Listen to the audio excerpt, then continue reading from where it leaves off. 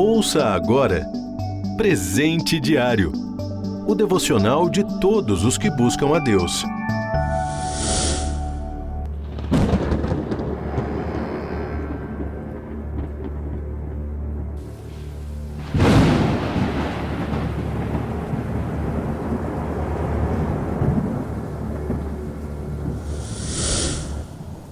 Olá, tudo bem?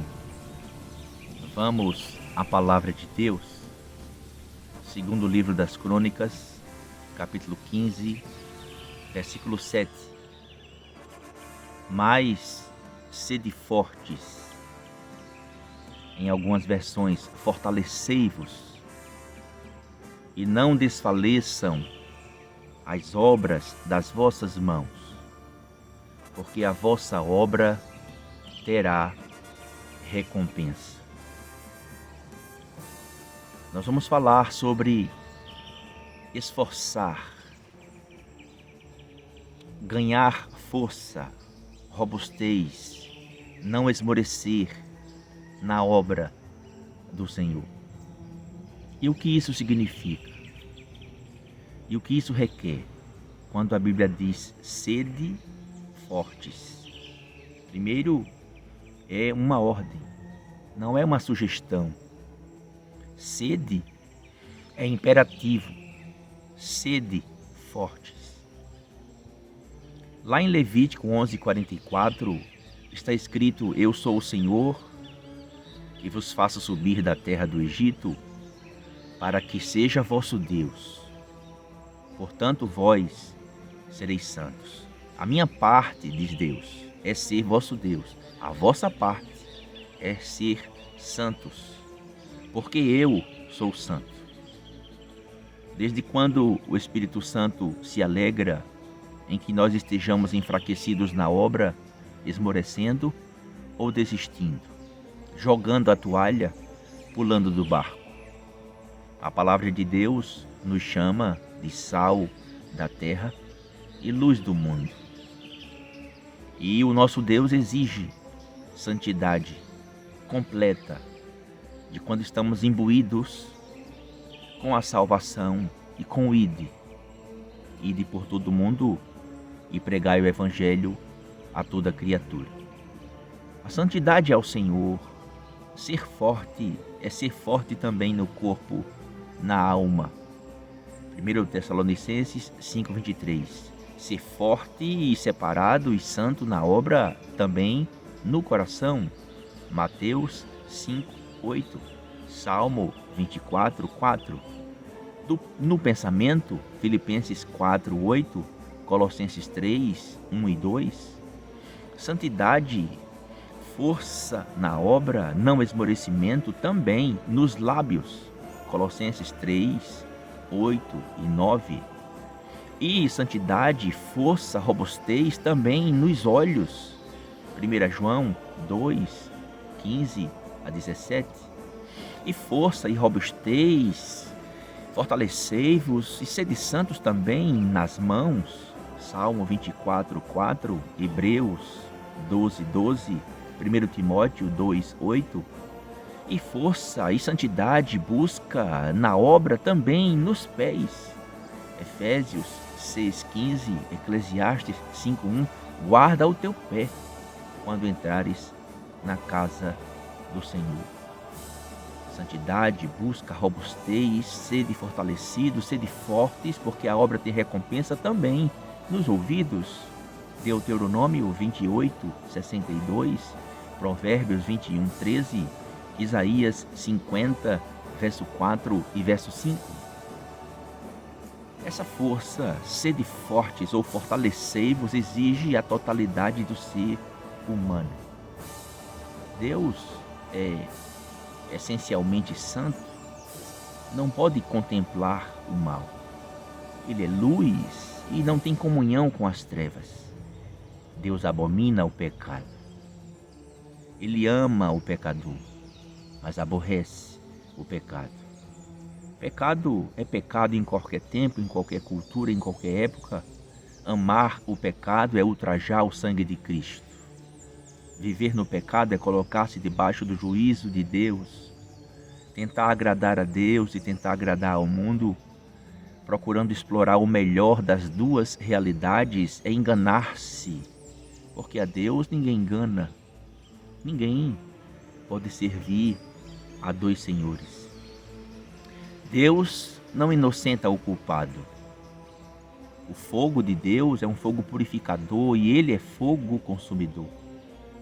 Ele é o vingador contra aqueles que, embora professem conhecê-lo, tapam os ouvidos à sua palavra, provando que não o conhecem. Apocalipse 2,6 há um exemplo clássico de crentes falsos, se é que eu posso usar essa expressão, crentes junto com falsos. E eles eram os nicolaítas, destruidores do povo.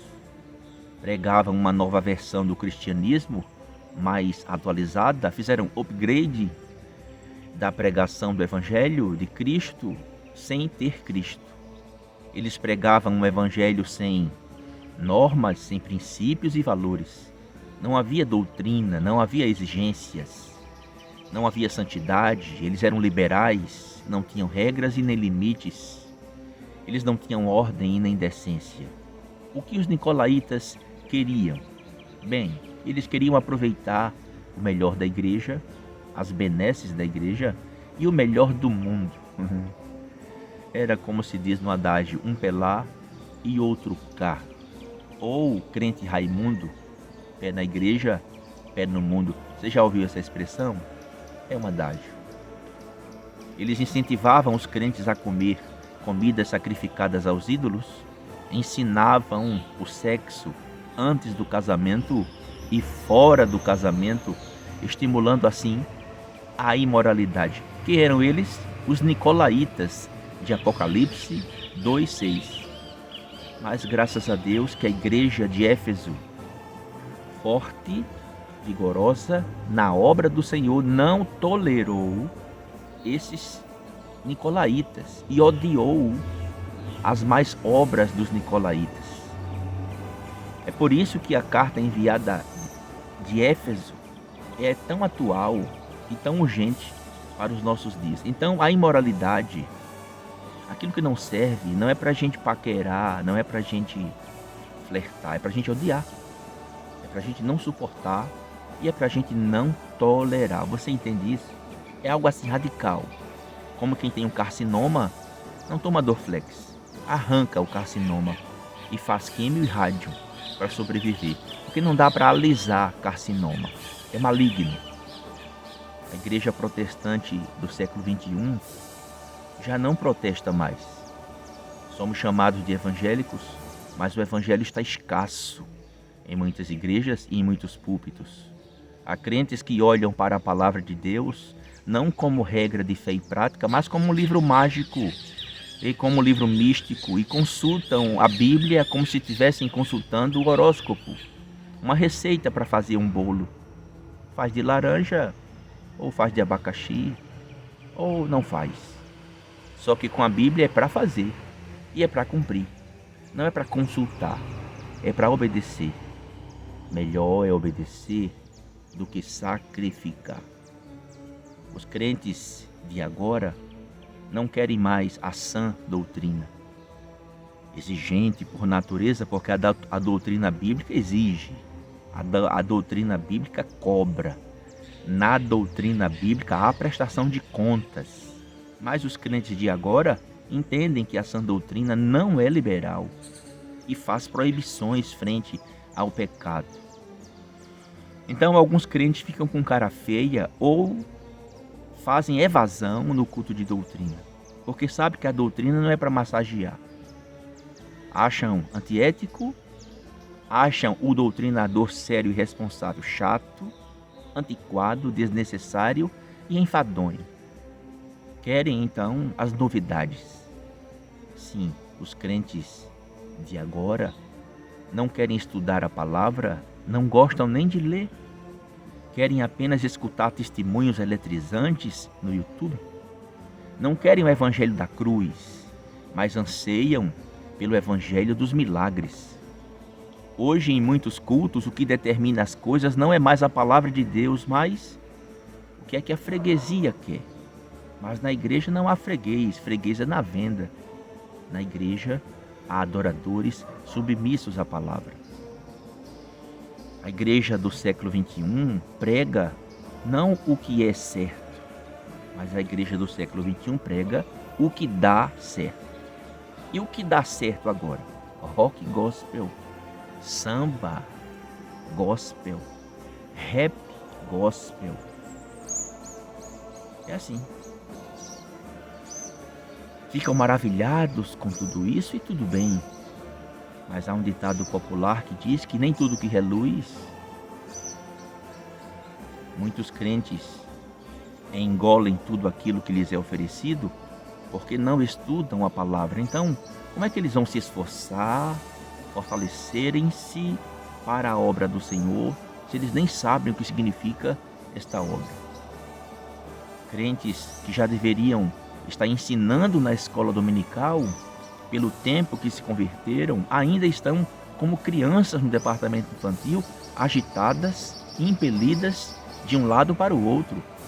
Já poderiam ensinar, doutrinar, já poderiam dar estudo, reunir em devocional, em lares, pessoas para ministrar a palavra, mas ainda ficam acomodados, sentados no banco, de braço aberto, dizendo: o que é que a palavra tem para mim hoje? Se eu gostar, eu fico.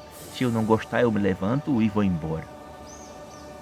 A igreja então de Éfeso, a igreja de Apocalipse 2, resistiu às facilidades, resistiu os conchavos. A igreja de Éfeso resistiu à obra dos nicolaítas, que queria o melhor do mundo, não do evangelho. Então o anjo da igreja veio forte, não suportando a obra dos nicolaítas. E eles resistiram aos ensinos errados, às facilidades, e nós resistiremos também. Conclamamos a igreja deste século a viver de modo digno de Deus. Veja se você entende isso.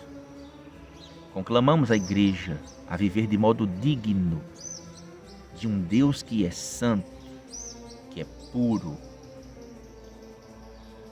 Ele é santo e sem santidade ninguém verá o Senhor. Hebreus 12, 14. Deus te abençoe, Deus te ajude e Deus te guarde. Sejamos assim, fortes, sede fortes. E o texto então diz, 2 Crônicas 15, 7. Mas sede fortes, não desfaleçam as obras das vossas mãos. Tem aquela pegada, aquele amor, aquela garra de quando você se converteu. Não vai esmorecendo ao longo do tempo e deixando a iniquidade se multiplicar e você ficar irreconhecível. Crente que chama palavrão, crente que usa bebida alcoólica, crente que conta piada feia, crente com chocarrice. Chega. Escolhe hoje a quem tu vai servir. Decide logo, porque você não pode mais cochear entre dois pensamentos. Porque a vossa obra terá recompensa. Ah, é o milagre, é a bênção, é a riqueza, é a prosperidade. Não. A recompensa é a vida eterna. É o céu.